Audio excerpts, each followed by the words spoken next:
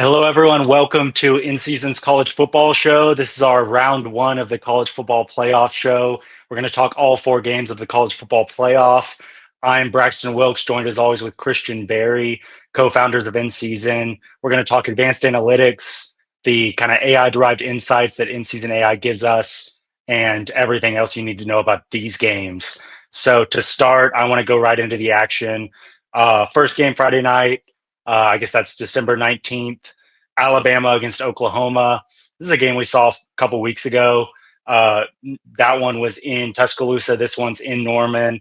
The spread right now, it's kind of flipped back and forth. Right now, last time I saw it was 1.5 in favor of Oklahoma. And then the over-under is 40.5. And that's been pretty kind of set in stone. So I want to just turn it over, talk advanced analytics with Christian, let him take over and talk all about that. So Christian, what are you seeing about this game through the analytics, and then kind of what is in-season AI telling us?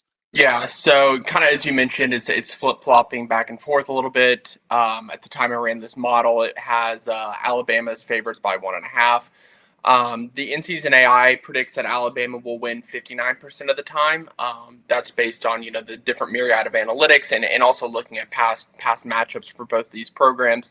So that's pretty consistent with what we're seeing. We consider this a toss-up game.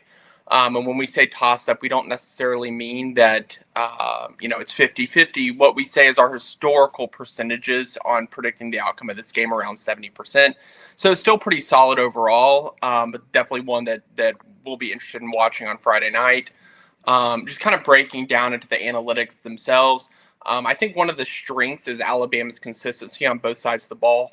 They're ranked 19th in SP plus offense and 6th in defense, whereas OU has kind of struggled a little bit more on the offensive side, coming in at SP plus 43, but a defensive ranking of 3. So that's kind of one of the things that we'll be noting for is this going to be a lower scoring matchup, given that it's going to be really strong defense versus defense, or will Alabama be able to break through against that defense led by Ty Simpson? Or that offense, you mean? Yeah. Yeah, no, you're good. I think that's exactly right. It's going to be interesting to watch. One, kind of whether or not there's any truth to the Ty Simpson potentially being hurt. Any truth to his back problems that we've kind of heard about and all of that. It'll be interesting to watch if they can, one, if he's not hurt, if they can keep that pass-heavy offense they've had going, but also if they can run. I mean, their most recent game against Georgia, I guess it was the SEC championship game. Alabama only had, I guess not only, they had -3 rush yards. Yeah. So could not do anything on the ground. Really, like when you looked at that game, they kind of had a late score to make it 21-7 before Georgia kind of had the dagger at the very end. But that game was Alabama really just was not in that game ever. So it'll be interesting to see if they can kind of find a way to get going on offense again. And if they can't, then it might be something similar to what we saw a couple weeks ago when John Mateer and that Oklahoma offense went in there and was able to beat them. When I looked back at that, the spread was 6.5 points in favor of Alabama. Not that much has changed. Obviously, we saw the result of that game, but not that much has changed over the past couple of weeks. No. Past few weeks from that, but all of a sudden we're seeing a 7-point swing in terms of what Vegas is expecting, and some of that's due to just home field advantage and it being not playing at Bryant-Denny. Yeah, exactly. But a lot of that could be this. So, any other kind of thoughts you want to kind of talk about, bring up? Nothing really there. I mean, given we kind of just watched this matchup, we kind of know the underbelly of the analytics there. So I think we're pretty consistent with what our prediction is and also what Vegas is pricing in as well. So I don't think there's really too much to add there. Yeah, I agree. I think it'll be a fun matchup. It's really the only. I mean, there will be some other games going on that Friday night, but I know everyone's excited to watch that matchup, and I'm excited to see if it's the same result that we saw a couple weeks ago. But if you're an Alabama fan, an Oklahoma fan, college football fan, you're just excited for the college football playoff, comment, like, subscribe, check out all of the advanced analytics and everything that we offer at InSeason on X, Instagram, TikTok, and then as always, become an InSeason Premium Insider today by going to inseason.co. All right, now next game I want to talk about Miami against Texas A&M. Both these teams had common opponent in Notre Dame. They played Notre Dame kind of week 1, week 2. The only 2 losses Notre Dame saw all year were these 2 teams. So now we're kind of getting to see these teams play each other. This is at Texas A&M, so at College Station. I know a lot of people are excited to watch this matchup. The spread right now is 3.5 points in favor of Texas A&M. And over under is 48.5. This, I think this is going to be a great matchup. If I had to pick this game, I'm not really sure which way I would go, but I know InSeason has some stuff to say about that. So I want to get over to InSeason AI, let Christian talk about the advanced analytics that we're seeing, and then what InSeason AI is telling us. So let's go right over to that. Yeah, so INSZN AI has this game, Texas A&M 86% chance of winning, and our conviction rating on this is high. Really what that means is we're historically pretty accurate on these type of picks. 87% is our accuracy here, and we think A&M is going to win. And that's kind of, when you see a percentage of 86% chance, usually you see a spread that correlates to something like 17 or 18 points, but having a compressed spread at 3.5 is a little bit interesting. So it's kind of seeing something in the underbelly of the data, of the metrics, of the analytics that either Vegas isn't seeing, or they think that where the market might clear. Looking into the scouting report as well, this is a pretty even matchup. Miami across the board is a solid team, 18th in SP plus offense and 12th in defense, whereas A&M has really been led by, Marcel Reed in their offense. They're 2 in SP plus and still have a solid defense at 22. I'm pretty interested by how this game's going to go. I think that, Carson Beck's had, up and down games this year, and then we kind of forgot about Miami for a while. Given their loss early in the season, but coming into the end of the season and being that bid from the ACC kind of makes this a pretty interesting matchup to understand.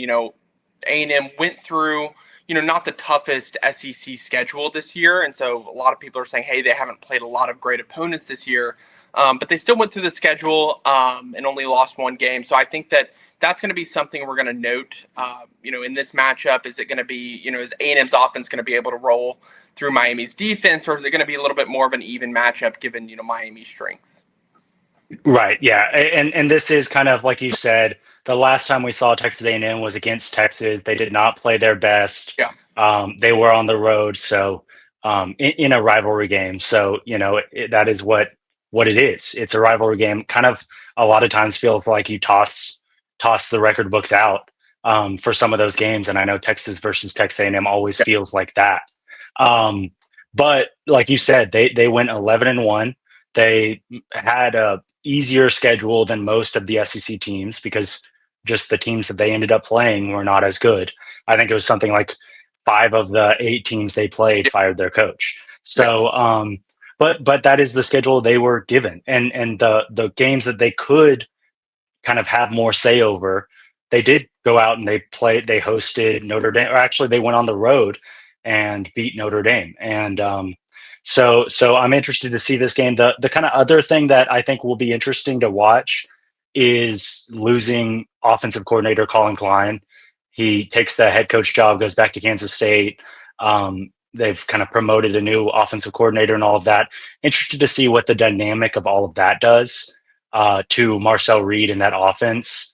If they're able to kind of keep going with the trajectory they've been on offensively, or if kind of losing your play caller affects that. And that'll be kind of something we're watching in a lot of these games. Mm-hmm. James Madison loses a coach, Tulane loses a coach, Ole Miss loses a coach, Texas A&M loses an offensive coordinator. Like it's based on the schedule, and with the portal opening up in January and the National Signing Day being early December, like we're just kind of at this point in college football where it's weird, and you're getting coaches, players that are leaving and things like that in a playoff run. So it's kind of weird, something you wouldn't see in professional sports, because you would never see a offensive coordinator of an NFL team leave during the middle of the year, to take the head coach job of the Carolina Panthers or whatever. But that's kind of where we're at right now, and that's a dynamic that I'm interested in watching in most of these games, because that's kind of seems like what's going on in most of these games. Anything else that you kind of wanted to highlight? No, nothing particularly. I mean, I think that I think the one thing I'm interested in seeing is the outcome of this game, given how our AI is looking at this matchup and really seeing Texas A&M as heavy favorites. I'm interested to see what the outcome of this game will look like. I know it's a noon tip off Eastern time, so it's it's going to be one of the early ones if you're on the West Coast. But yeah, nothing else to add from an analytics perspective. Yeah, well, thank you for going through all of that for us and all of our subscribers. If you're new to this, comment, like, subscribe. All of our fans, Texas A&M fans, Miami fans, check us out on X, Instagram, TikTok, and then, as always, become an in-season insider today. We'll even put a promo code in for 25% off access by going to inseason.co, and I'll put a link in there as well in the bio of this video. All right, next game I want to go over to. We talked about it a little bit. This is kind of a game with two new head coaches. Both head coaches have left. Tulane against Ole Miss. The spread on this game is 17.5, and this is the over/under is 56.5. This is a matchup that we've already seen early on in the year. Ole Miss kind of handily beat them, but that was obviously a Lane Kiffin Ole Miss. A Lane Kiffin-led Ole Miss, and that was before kind of all of the chaos that the past few weeks have brought to that Ole Miss Rebels team after the Egg Bowl. So excited to see what the analytics are saying. I know those are kind of dynamics that are outside of just the pure analytics, but excited to see what the analytics say, what in-season AI is telling us about this game. So I'll turn it over to Christian. Christian, kind of what are you seeing? Let us know. Yeah, so Ole Miss, we have them winning 83% of the time, and our conviction on this pick is high. When I say high, I mean we're historically right on these around 87% of the time. So we're pretty confident in our pick here with Ole Miss winning, and kind of as you said, it's a little bit of a turbulent for both teams, and I think you can Ole Miss more than Tulane, but still I think that's something that you can probably kind of negate out a little bit more or less, and especially that they've played early on this year, and we saw the outcome of that game. I would be surprised if there was anything else, inconsistent with that. And really, one of the things that stands out to me is Tulane lacks on defense, and they really have all year. They've been able to make up a lot of ground this year on just high scoring in the American Conference, but lacking defense against the SP9 ranked offense in Ole Miss. That's going to be a matchup that's just probably not going to favor Tulane. It didn't earlier in the year, and it probably still won't now. Trinidad Chambliss has been pretty great this year across the board. He's had up and down games, but overall pretty high consistency. And then I think the other thing is, Tulane's offense has been solid, not great, but solid. They're ranked 32 in SP+, but Ole Miss has a pretty solid defense at 20. So I think that, I don't have too much to say on this game. We saw the matchup earlier in the year. I would be shocked if there was any type of different outcome, even with Lane Kiffin leaving. Just because, the talent remains the same. And, this could actually be a little bit more of a motivation for them to kind of make a run in the playoffs. So that's kind of my high level views on that. But there's really nothing in the underbelly of these analytics that are saying, something different. Yeah, no, I agree. I mean, I think that the dynamic can go one of two ways in terms of Lane Kiffin leaving. It's either, you lost your head coach or play caller who, arguably was the most important head coach to a team just because of the play calling and all of the things that he did for that Ole Miss Rebels offense.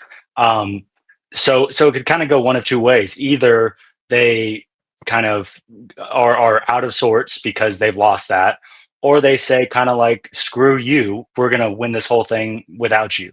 And just from the press conferences that we've watched from the new head coach, Pete Golding, who is their defensive coordinator, has now been promoted. It seems like they're kind of going that second route. So there could be a kind of a fun run to watch for the Ole Miss Rebels. Yeah. But it kind of starts with this game. And I know Tulane is not going to lay down. Even with Coach Summerall leaving, he kind of left in a really good way, I guess you could say. He's He's donating to Tulane NIL and trying to leave them off better than he found them. So Yeah. I'm interested to watch this game. But you're right. Kind of when you look at the analytics and you go through everything, it doesn't look like a matchup that's going to change from what we saw earlier in the year. Yeah. Yeah. So if you're a Tulane fan, if you're an Ole Miss fan, college football fan that's just excited for the college football playoff, check us out on X, Instagram, TikTok. Comment, like, subscribe. Let us know what you like, what you don't like. Ask any questions about the analytics, about in-season AI or anything like that. We're always happy to answer that. And then become an in-season insider today by going to inseason.co. I'll also add a promo code and a link for that as well. All right, the last game, Saturday night matchup against James Madison against Oregon. The spread on this game is 21.5 points in favor of Oregon, which is kind of what you would expect. The over-under is 47.5. I kind of want to get right into this game. Obviously, not many people are picking James Madison.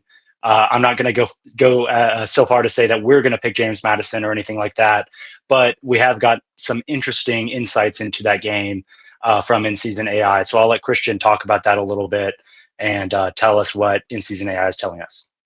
Yeah, so this is our most interesting matchup of the week from our prediction standpoint. We have Oregon with a 53% chance of winning. The current spread on this game is around 21. It's kind of jumping up and down between that value. But we consider this a pick conviction toss-up, which should be no surprise. Our toss-ups are accurate around 70% of the time.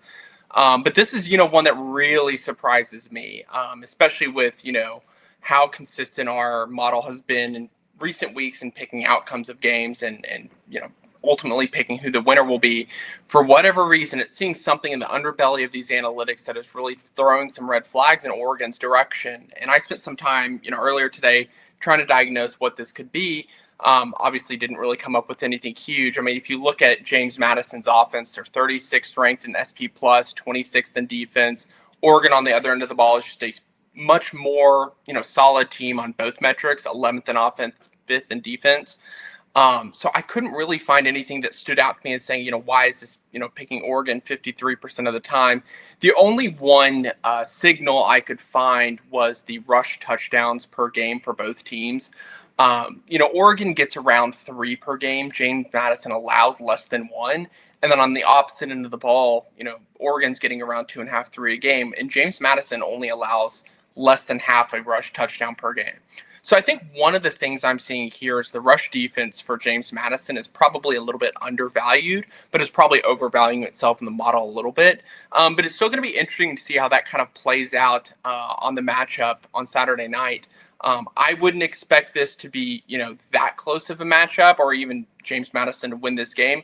But I think some people are going to be surprised by, James Madison being able to keep up with the Ducks just given their run defense grades this year, and really just making, Dante Moore make all the decisions for Oregon and having, the offense for Oregon run fully on that kind of pass first type approach. But, if they're able to break through the secondary and get some yards, then I think that, this matchup won't be as close as we think. Yeah, I mean, I think it's one of those things. A lot of people have not been happy with 2 Group of 5 teams getting in. Obviously, that has to do with the ACC and Duke, a 5-loss Duke team winning the ACC. But this is a matchup, kind of like you said. James Madison kind of matches up really well with Oregon. Yeah. They may not match up against some of these other teams that make it, but they're a good matchup against Oregon, Sure. And it could be a game similar to kind of that Boise State versus Oklahoma Fiesta Bowl, where a lot of people are surprised that Boise State was able to keep up. And kind of in the same vein, I wouldn't be surprised if James Madison is able to keep this game close, and keep this game within striking distance, and surprise a lot of people and kind of show, hey, there's some good football outside of the Big Ten, SEC. There's some good football, being played and surprising some teams. But anything else that you're seeing that you're excited about to watch this weekend or that we haven't mentioned? Nothing really. I think the only other comment I have is I I wish that the Miami and A&M game would flip with the Oregon James Madison game, and then I realized that it'd be a 9 a.m. Kickoff in Eugene if they had Yep. that. That's the Yeah. only thing Yeah. I would like switched, but excited for the matchups this weekend. Yeah. Yeah. We'll be glued to the TV for probably 12 straight hours anyway. So can't do anything about that. But this was the in-season college football show for week one of the college football playoff. If you're a college football fan, college sports fan, a James Madison fan, Oregon fan, just anyone, if you just came across our video looking through stuff, comment, like, subscribe. Let us know that you're here. Let us know what you like and what you don't. Ask any questions. Follow us and check us out on X, Instagram, and TikTok. And then, as always, go to inseason.co, become an in-season insider today. We'll have a 25% off promo code. We'll probably even do like a Christmas special to give you more. And from all of us here at In Season, we just want to wish everyone a Merry Christmas and a happy first round of the college football playoff. Until next time.